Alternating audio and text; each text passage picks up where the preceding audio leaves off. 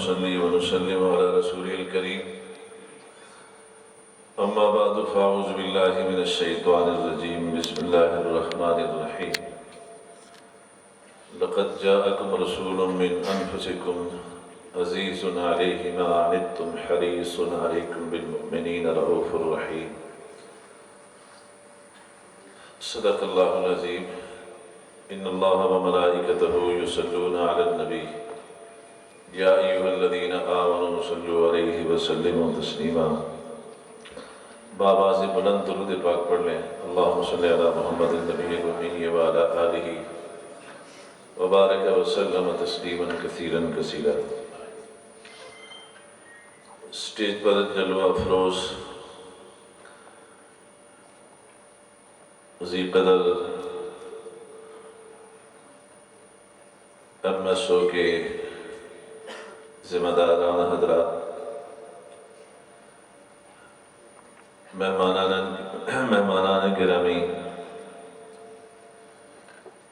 عزیز طلبہ ساتھیوں،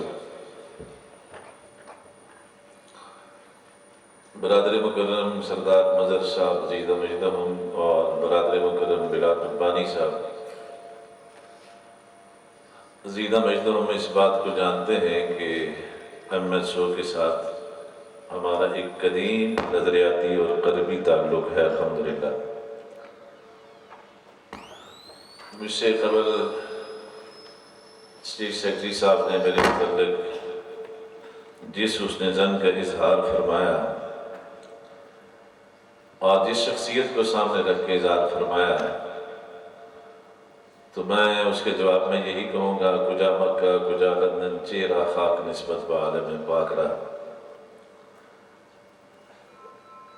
حضرت قائی صاحب نور اللہ مرقدہ جن کو کہتے ہوئے اپنی زبان لڑکھڑاتی ہے، ان کا مدارس کے ساتھ صرف تعلق نہیں تھا بلکہ وہ ہر تحریک کے روح میں رواں ہوتے تھے، سرپرستی فرماتے، ساتھ چلتے۔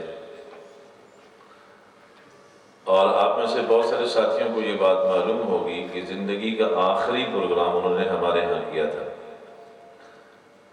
اس وقت سپریم کورٹ کے فیصلے کے خلاف ایک تحریک چلی تھی اور اس میں اللہ نے ہمیں کامیابی عطا فرمائی۔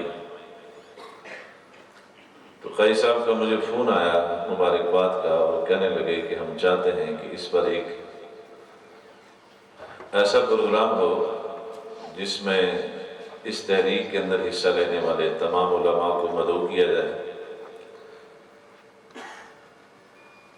میں نے کہا میں آپ کی رائے سے 100% متفق ہوں۔ تو فرمانے لگے کہ میرے ذہن میں یہ آ رہا ہے کہ یہ بڑا اہم پروگرام ہے اور اس کی میزبانی آپ قبول فرمائیں۔ تو میں نے کہا جی مجھے بصر و چشم قبول ہے، دائی آپ بن جائیں میزبان میں بن جاتا ہوں۔ چنانچہ ایسے ہی ہوا، دائی وہ بنے، میزبانی کا شرف اللہ نے مجھے دیا اور بہت ہی عالی شان قسم کا پروگرام ہوا الحمدللہ۔ وفات سے کچھ عرصہ پہلے وہ جہاں کہیں بھی ہمارے علاقے میں آنا ہوتا تھا تو فون کر کے ضرور تشریف لاتے تھے اور ایک بات کی بہت تاکید مجھے کرتے تھے کہ میں چاہتا ہوں کہ آپ جیسے جو حضرات ہیں وہ آگے آئیں۔ تو میں نے کہا جی آپ کی موجودگی میں تمہاری ضرورت نہیں ہے۔ تو کہنے لگے نہیں، ہمیں اس کے باوجود بھی آپ جیسے لوگوں کی ضرورت ہے۔ یہ ان کا حسن ظن تھا، اللہ ہمیں ان کے حسن ظن پہ پورا اترنے کی توفیق عطا فرمائے۔ یہ کلیپنگ کی بجائے نا، یہ جو آپ کلیپنگ کرتے ہیں، تالی بجاتے ہیں، اس کے بجائے میری آپ سے درخواست ہے محسوس نہ فرمائیے گا، جب کوئی دعائیہ کلمہ آئے تو آمین کہہ دیا کریں۔ آمین پہ پابندی تو نہیں ہے نا یہاں پہ جی؟ اب اتنی دعائیں میں نے قائی صاحب کے متعلق کی، باقی کی کوئی آمین نہیں آئی اور کلیپنگ آپ نے کرنی ہے۔ تو میری آپ سے درخواست ہے کہ کلیپنگ نہ کریں، یہ ہمارا شعار نہیں ہے۔ کسی کی کوئی بات پسند آئے تو سبحان اللہ کہیں، کوئی مقرر تقریر کر کے جائے تو جزاک اللہ خیر کہیں۔ شریعت میں یہ جو تصفیق ہے، تصفیق یہ صرف عورتوں کے لیے ہے۔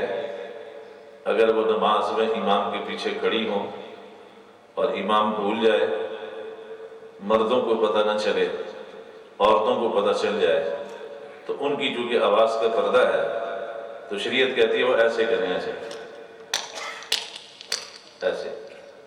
تاکہ امام کو پتہ چل جائے کہ مرد سوئے ہوئے ہیں، میں بھول گیا ہوں اور مجھے یہ لقمہ دیا جا رہا ہے۔ اس تصفیق کے علاوہ یہ علماء بھی یہاں بیٹھے ہیں اور کہیں کوئی تصفیق نہیں ہے، اس لیے اس سے گریز فرمائیں۔ ماشاءاللہ ایم ایس او کا پروگرام ہے اور ایم ایس او چونکہ ایک ماٹو لے کے چل رہی ہے، کمپیریٹیولی ایک نظریہ لے کے چل رہی ہے۔ جیسے مجھ سے پیشرو بھائی فرما رہے تھے کہ ہم ایک سسٹم کے داعی ہیں، سسٹم کے۔ اس وقت آپ کے مقابلے میں کون سا سسٹم ہے جس کے آپ داعی ہیں؟ پوری دنیا اس وقت نیو ورلڈ آرڈر کے شکنجے میں کسنے کی کوشش ہو رہی ہے۔ پوری دنیا کو مغربی فرسودہ بدبودار نظام میں جکڑنے کی کوششیں ہو رہی ہیں۔ امریکہ کی چھتری تلے ویسٹ، یورپ اور پوری دنیا کا کفر و باطل اس وقت نظام محمدی کے مقابلے میں کھڑا ہے۔ تو نظام محمدی کے علم برداروں میں اور capitalism, communism, socialism, secularism, liberalism کے جو داعی ہیں اور اس کے جو علم بردار ہیں، ان میں واضح فرق ہونا چاہیے۔ ہر چیز میں فرق ہونا چاہیے۔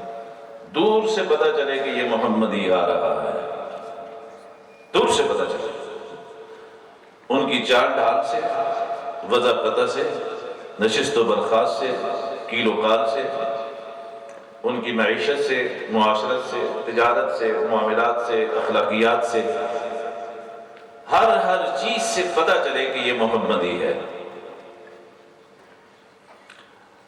ایم ایس او اس سلسلے میں کوشاں ہے اور میں ان کو ہدیہ تبریک پیش کرتا ہوں کہ یہ اس دور میں جبکہ ہمارے عصری ادارے، میں ان کو عصری نہیں مغربی ادارے کہتا ہوں، مغربی، جہاں پہ مغربی کلچر ہے اور مغربی تعلیم ہے، پتہ نہیں عصری کدھر سے ان کو نام دے دیا گیا، مغربی ادارے، جن مغربی اداروں میں اس وقت ہمارے بچوں اور بچیوں کو سیکولر بنایا جا رہا ہے، لبرل بنایا جا رہا ہے، ملحد بنایا جا رہا ہے، مرتد بنایا جا رہا ہے، اسلام سے اور پیغمبر اسلام سے برگشتہ کیا جا رہا ہے، اسلامی مسلمات کے بارے میں ان کے دلوں کے اندر ایک ایک چیز کے بارے میں شک پیدا کیا جا رہا ہے، تشکیک پیدا کی جا رہی ہے۔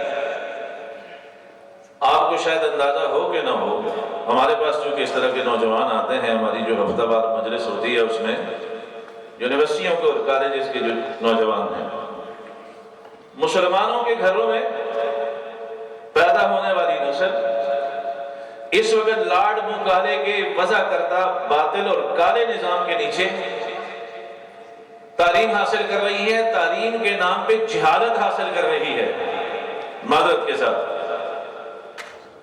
تعلیم کے نام پہ ان کے اندر وہ جہالت بھری جا رہی ہے کہ جس جہالت کا ازالہ کرنے کے لیے بھی پھر صدیوں درکار ہوں گی۔ آپ کے ملک کے اندر اس وقت بلاسفہمی کے جو کیسز چل رہے ہیں، یہ بلاسفہمی کے کیسز کے اندر کچھ 450 کے قریب کیسز رپورٹ ہوئے اور وہ لوگ پکڑے گئے، ان میں ایک بڑی تعداد ٹین ایجر کی ہے، انڈر 30 کی ہے، مسلمانوں کے بچے اور بچیاں ہیں، اور وہ کیا کر رہے ہیں؟ وہ حضور نبی کریم صلی اللہ علیہ وسلم کی ایسی بدترین گستاخیاں کر رہے ہیں جن کو نہ پڑھا جا سکتا ہے، نہ دیکھا جا سکتا ہے، نہ سنا جا سکتا ہے، اور ایسی گستاخیاں جو آج تک کسی کافر خبیث نے بھی نہیں کی ہوں۔ مسلمانوں کے بچے، مسلمانوں کی بچیاں. یہ جو کورونا کا ڈرامہ آیا تھا، اس کورونا کے ڈرامے کے جہاں اور بہت سارے مقاصد تھے، ان میں ایک مقصد یہ بھی تھا کہ نوجوان نسل کو کسی طریقے سے سوشل میڈیا کے ساتھ اس درجے میں اٹیچ کر دیا جائے کہ اس کے بغیر ان کا گزر بسر ہی نہ ہو. اور وہ والدین جو اپنی دینداری کی بنیاد پہ اپنی اولادوں کو سوشل میڈیا استعمال کرنے کی اجازت نہیں دیتے، موبائل استعمال کرنے کی اجازت نہیں دیتے، ٹیبلٹ اور آئی پیڈ اور کمپیوٹر استعمال کرنے کی اور لیپ ٹاپ استعمال کرنے کی اجازت نہیں دیتے، ایسی ہم کوئی مجبوری بنا دیں، مجبور ہو کے وہ بھی اس پر آئیں. چنانچہ آپ حضرات جانتے ہیں کہ تعلیمی ادارے بند ہو گئے. جب تعلیمی ادارے بند ہوئے تو والدین پریشان ہو گئے کہ غیر معینہ مدت کے لیے تعلیمی ادارے بند ہیں، اس کا الٹرنیٹ کیا ہونا چاہیے؟ انہوں نے کہا جی اس کا الٹرنیٹ ہم آپ کو دیتے ہیں کہ آن لائن کلاسز کریں.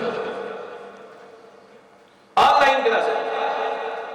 لائن کلاسز شروع ہوئی تو وہ لوگ جو اپنے بچوں اور بچیوں کو یہ چیزیں دینا انتہائی نامناسب سمجھتے تھے، گناہ کبیرہ اور حرام سمجھتے تھے، وہ بھی مجبور ہو گئے کہ کیا کریں جی، اب بچوں کی اور بچیوں کی تعلیم کا حرج ہو رہا ہے. ان کو انہوں نے موبائل لے کے دے دیا، انہوں نے لیپ ٹاپ دے دیا، ٹیبلٹ دے دیا، ان کو آئی پیڈ دے دیے. کیوں جی؟ بچے کی کلاس ہے، بچی کی کلاس ہے، اب کلاس لینی ہے تو کلاس کسی مجمع میں یا سٹنگ ایریا میں یا کسی ٹی وی لانج میں تو بیٹھ کے لی نہیں جا سکتی کہ وہاں تو گیدرنگ ہوتی ہے، سب بیٹھے ہوتے ہیں، باتیں کر رہے ہوتے ہیں، ڈسٹربنس ہوتی ہے.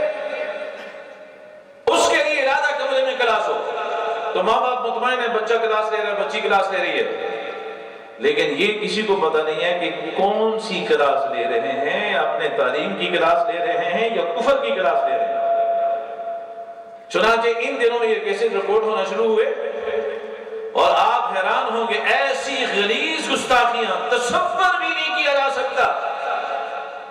مسلمان جتنا بھی گناہگار ہو، جتنا بھی گرا پڑا ہو، جتنا بھی زیادہ میرے دوستوں گناہوں کے اندر ڈوبا ہوا کیوں نہ ہو، اس کا آخری سہارا رحمت للعالمین جناب محمد رسول اللہ صلی اللہ علیہ وسلم، ان کی رحمت کا سہارا اس کو ہوتا ہے. ایک شاید شراب کے نشے میں دھت ہے، بوتل اس کے ہاتھ میں ہے اور شراب کے نشے میں بالکل چور ہے. انگریز دوست جنٹلمین اس کے پاس بیٹھا ہوا ہے، اس نے دیکھا کہ یہ مسلمان ہے، شراب کے نشے میں چور ہے. اس نے کہا ہیلو، محمد کے بارے میں بتاؤ گے کچھ؟ تو وہ تو بیچارہ نشے میں. تو یہ شرارتاً، کیونکہ یہ خبیث کوئی موقع نہیں چھوڑتے جہاں پہ اپنی خود سے باطن کا اظہار نہ کریں. اس نے دوبارہ ریپیٹلی کویسچن کیا، محمد کے بارے میں کچھ بتاؤ گے؟ صلی اللہ، پڑھو ذرا، آواز آنی چاہیے، صلی اللہ. ہاں، انہی کے نام سے آج یہ سیمینار ہو رہا ہے نا. تو آپ نے انٹری تو کرو بھائی، درود شریف بھیج کے انٹری ہوگی نا. اور جمعرات بھی ہے اتفاق سے، جمعرات کو اور جمعے کو پڑھا ہوا درود ڈائریکٹ بائی نیم پیش کیا جاتا ہے حضور کے دربار میں. تو آپ نے انٹری کرو، رحمت للعالمین کے دربار میں درود پڑھو، صلی اللہ. تو اس نے اس کو ایسے ٹھوکر ماری، بھائی محمد کے بارے میں کچھ بتاؤ گے؟ ہمارے شدید ملک صاحب آئے، موسٹ ویلکم. کچھ بتاؤ گے؟ تو وہ تو بیچارہ نشے میں تھا. جب اس نے اس کو بہت چھڑخانی کی نا، تو وہ جو نیم بے ہوشی کی کیفیت میں تھا، تو اس نے آنکھیں کھولی اور اس کو مخاطب کیا اور کہنے لگا، کیا کہہ رہے تم؟ کہ میں محمد کے بارے میں پوچھ رہا ہوں. توجہ فرمائیے، صلی اللہ علیہ وسلم. یہ نشے میں چور، نیم بے ہوشی کی حالت میں، اور یہ انگریز اپنے خود سے باطن کا اظہار کر رہا ہے کہ اس حالت میں اس کو چھیڑوں اس کے نبی کے بارے میں. اس حالت میں وہ جذبہ عقیدت کو اور حضور کے ساتھ جو مسلمانوں کا ایک عشق کا تعلق ہے اس کو ٹیسٹ کر رہا ہے. تو جب اس نے اس کو چھڑخانی میں متوجہ کر لیا تو اس نے اپنی آنکھ کھولی، تو اسی نیم بے ہوشی کی حالت میں وہ بوتل جو شراب کی اس کے ہاتھ میں تھی اس نے وہ لی اور سیدھا اس کے سر میں ماری اور اس کو اٹھ کے مارنا شروع کر دیا اور کہنے لگا بدبخت، میں شراب نوش ضرور ہوں لیکن نبی کا گستاخ نہیں ہوں، شراب نوش ضرور ہوں، میں گناہگار ہوں، بدکار ہوں، لیکن اس شراب نوشی کر کے بھی اگر مجھے کسی کی رحمت اور شفاعت کا سہارا ہے تو وہ گنبد خضرا میں بسنے والی شخصیت ہے۔ تو یہ سمجھتا ہے اس حالت میں میں اپنے اس پیارے نبی کا نام لوں گا، رب محمد کی قسم وہ اتنی پاک اور مبارک اور مقدس ہستی ہے کہ میں اس ناپاک حالت میں ان کا نام لینا بھی توہین اور بے ادبی سمجھتا ہوں۔ یہ تھا وہ تعلق جس کو توڑنے کی کوشش ہو رہی ہے، توڑنے کی، کمزور کرنے کی کوشش ہو رہی ہے، کمزور کرنے کی۔ آئے دن یہ جو کیسز رپورٹ ہوتے ہیں یہ کیوں ہوتے ہیں؟ آئے دن مغربی دنیا ہمارے نبی کی توہین کرتی ہے، کیوں؟ ہمارے ایمانوں کو، ہمارے جذبہ عشق کو چیک کرتی ہے۔ غازی علم الدین شہید نے راجپال کو واصل جہنم کر کے اسی آلے کے ساتھ، اسی خنجر کے ساتھ، جس وقت وہ روبرو گئے تھانے کے اور پولیس آفیسرز کے، کہا میں نے راجپال کو واصل جہنم کیا، وہ میرے نبی کا گستاخ۔ محمد علی جناح فاؤنڈر آف پاکستان، وہ ان کے وکیل مقرر ہوئے، لوور کورٹ سے ان کو سزا ہو گئی کیونکہ اقراری مجرم تھے۔ جناح صاحب ان کے پاس آئے، اقبال صاحب آئے، شاعر مشرق، جنہوں نے کہا اسی تے بیکتے ہی رہ گیا، ترخانہ کا منڈا بازی لے گیا، ایک دن کسی مدرسے اور سکول میں نہیں گیا، لیکن اس کے باوجود جذبہ عشق، کبھی اس نے شاید جمعے اور عید کی نماز بھی نہیں پڑھی ہوگی، لیکن اس کے اندر بھی جذبہ عشق ایسا تھا، نبی کی گستاخی برداشت نہ ہو سکی۔ راجپال جس نے رنگیلا رسول کتاب لکھی اس کو جا کے اپنے ہاتھوں سے واصل جہنم کیا، سارے دن کی جو جمع پونجی تھی اس سے خنجر خریدا، اس کو جا کے واصل جہنم کیا، خود جا کے میرے دوستوں پیش ہو گیا، سزا ہو گئی۔ جناح صاحب آئے، کہنے لگے آپ کی سزا تو اپر کورٹ تک، جتنی بھی کورٹس ہیں اپر کورٹس وہاں تک برقرار رہے گی، آپ اگر اپنی جان بچانا چاہتے ہیں صرف ایک بات کہہ دیں، جس وقت میں نے یہ کام کیا میں ہوش میں نہیں تھا۔ سنو میرے نوجوان طلبہ عزیز ساتھیوں، ایک دن بھی جو کسی مسجد مدرسے میں نہیں گیا، اس کے دل کے اندر جذبہ عشق رسالت دیکھو، رحمت للعالمین کے ساتھ جذباتی وابستگی اور عشق دیکھو۔ غازی علم الدین محمد علی جناح صاحب کو یوں بپھرے ہوئے شیر کی طرح دیکھنے لگے اور کہنے لگے جناح صاحب یہ لاجک آپ اپنے پاس رکھیں، رب محمد کی قسم ساری زندگی بے ہوشی میں گزری، وہی ایک لمحہ تو ہوش کا تھا، جان نہیں بچے گی۔ غازی علم الدین کا جواب سنو، میں نے یہ کام جان بچانے کے لیے نہیں، اپنے نبی پہ جان لٹانے کے لیے کیا ہے، مجھے نہیں چاہیے ایسی جان، میری 1000 جانیں ہوں قربان ہے جناب نبی کریم صلی اللہ علیہ وسلم پہ۔ تو آپ حضرات داعی کے تبلیغ ہیں، آپ اس دور میں جبکہ مغربی اداروں میں یہ کچھ ہو رہا ہے، ہمارے بچوں کو گستاخ بنایا جا رہا ہے، آپ وہاں پہ محنت کر رہے ہیں، اللہ آپ کی اس محنت کو قبول فرمائے۔ وما علینا